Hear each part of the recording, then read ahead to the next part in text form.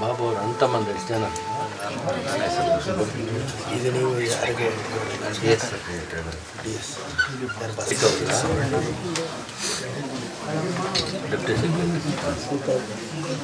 ಬಾಬು ಯಾರ ಕಾರ್ಗೆ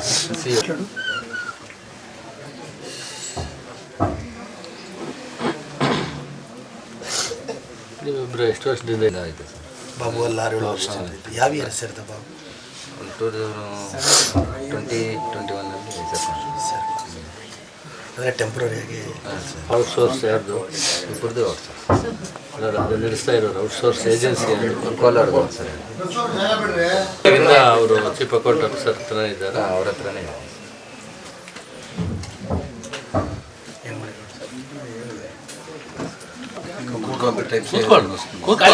ಗಾಲಿಗೆ ಕೂತ್ಕೊಳ್ರಿ.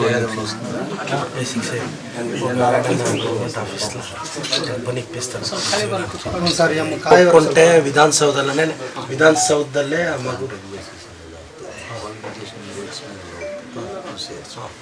ಈಗ ಆ ಮಗು PUC ಓದಿದೆ.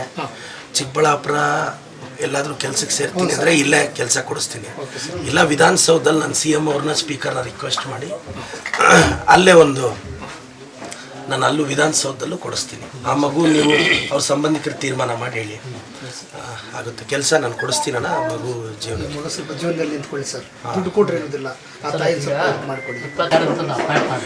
ಒಳ್ಳೆ ಜಾಬ್ ಕೊಟ್ಟರೆ ಅವರು ಸ್ವಲ್ಪ ಜೀವನ ನಡೆಸುತ್ತಾರೆ. ನಾಳೆ ಸೆಷನಲ್ಲಿ ನಾನು ಸಾಹೇಬ್ರ ಗಮನಕ್ಕೆ ತರ್ತೀನಿ, ಮಗು ವಿಚಾರ ತರ್ತೀನಿ. ಜಾಬ್ ಕೊಡಿಸ್ತೀನಣ್ಣ, ಅದು ನನ್ನ ಜವಾಬ್ದಾರಿ.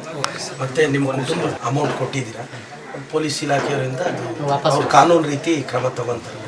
ನೀವೇನು ಯಾವ ಥರ ನೀವು ಕಂಪ್ಲೇಂಟ್ ಕೊಟ್ಟಿದ್ದೀರೋ ಆ ಥರ ಪೊಲೀಸು ತಗೊಂಡು ಅದು ನಡೆಯುತ್ತೆ. ಅದ್ರ ಪಾಡು ಕಾನೂನು ತನ್ನ ಪ್ರಕ್ರಿಯೆ ನಡೆಸುತ್ತೆ. ಬಟ್ ನಿಮ್ಮ ಕುಟುಂಬದ ಜೊತೆ ಸ್ಥಳೀಯ ಶಾಸಕನಾಗಿ ನಮ್ಮ ಹುಡುಗ ಅವನು ಆಶಯಗಳಿಂದ ನಾನು MLA ಆಗಿದ್ದೀನಿ. ಒಂದು ದಲಿತ ಸಮುದಾಯದ ಹುಡುಗ ತೀರ್ಕೊಂಡಿದ್ದಾನೆ. ಆ ಹುಡುಗನಿಗೆ ನ್ಯಾಯ ಸಿಗಬೇಕು. ಆ ಹುಡುಗನಿಗೆ ನ್ಯಾಯ ಕೊಡಿಸೋ ಪ್ರಯತ್ನ ನಾನು ಪಡ್ತೀನಿ. ನಾನು ನಿಮ್ಮ ಕುಟುಂಬದ ಜೊತೆ ಆ ಮಗು ಕೆಲಸ ಕೊಡಿಸೋದು ನನ್ನ ಜವಾಬ್ದಾರಿ. ಅದು ಕೊಡಿಸ್ತೀನಣ್ಣ, ನೀವು ತೀರ್ಮಾನ ಮಾಡಿ ಹೇಳಿ. ಮನೆಗೆ ಪಾಪ ಈಗ ಜೀವನ ಎಲ್ಲ